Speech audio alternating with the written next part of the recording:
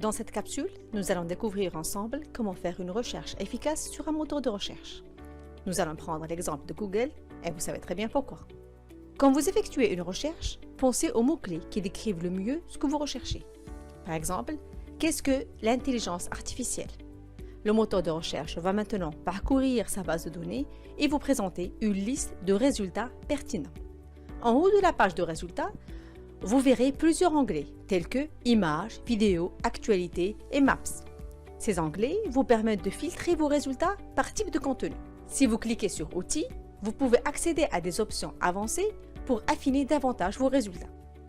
Vous pouvez choisir de filtrer les résultats par date en spécifiant une période précise. Par exemple, vous pouvez rechercher des articles publiés uniquement au cours des dernières 24 heures, de la dernière semaine ou du dernier mois. Vous pouvez aussi afficher les résultats de recherche dans une langue spécifique. Nous pouvons affiner encore nos recherches en utilisant les opérateurs de recherche. Ce sont des symboles ou des mots-clés spéciaux que vous pouvez utiliser.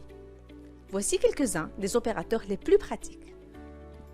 Si vous souhaitez rechercher une expression exacte, placez-la entre guillemets. Par exemple, si vous recherchez des recettes de gâteaux au chocolat, vous pouvez saisir « recette de gâteau au chocolat » pour obtenir des résultats qui contiennent exactement cette expression. Utilisez le tiret pour exclure des mots de votre recherche.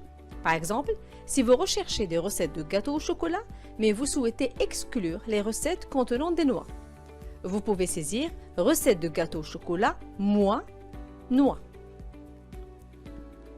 Utilisez l'opérateur « site » qui vous permet de limiter les résultats à un site web spécifique.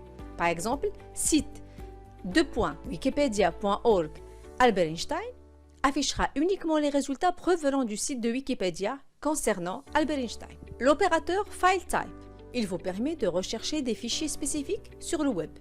Par exemple, si vous recherchez des présentations PowerPoint sur le changement climatique, vous pouvez saisir Changement climatique File Type .pptx. Google vous montrera alors uniquement des fichiers PowerPoint liés au changement climatique.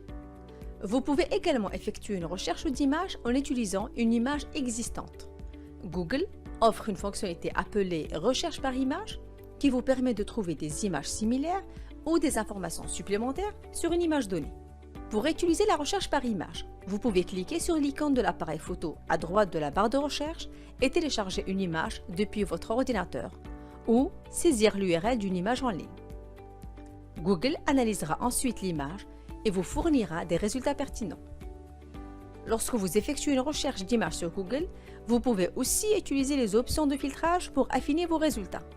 Vous pouvez filtrer par taille, par type d'image, par couleur, par droit d'utilisation et bien plus encore. Avec l'arrivée de ChatGPT, la recherche d'informations a été révolutionnée. Au lieu de simplement saisir des mots-clés, les utilisateurs peuvent maintenant interagir avec ChatGPT de manière conversationnelle. Ils peuvent poser des questions complexes, demander des clarifications et obtenir des réponses plus détaillées et personnalisées. Alors, est-ce que ChatGPT peut être considéré comme un moteur de recherche? Posons la question à ChatGPT lui-même.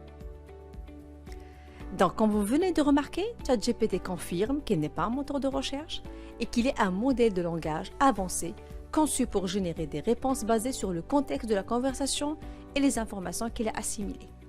Il est formé à partir d'un vaste ensemble de données et est capable de fournir des réponses pertinentes et cohérentes.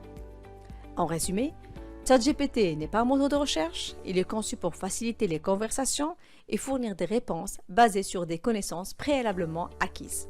Tandis que les moteurs de recherche parcourent le web pour trouver des informations en réponse à des requêtes spécifiques. Nous reviendrons plus en détail sur ChatGPT dans la séquence dédiée à l'intelligence artificielle. Merci d'avoir regardé la vidéo.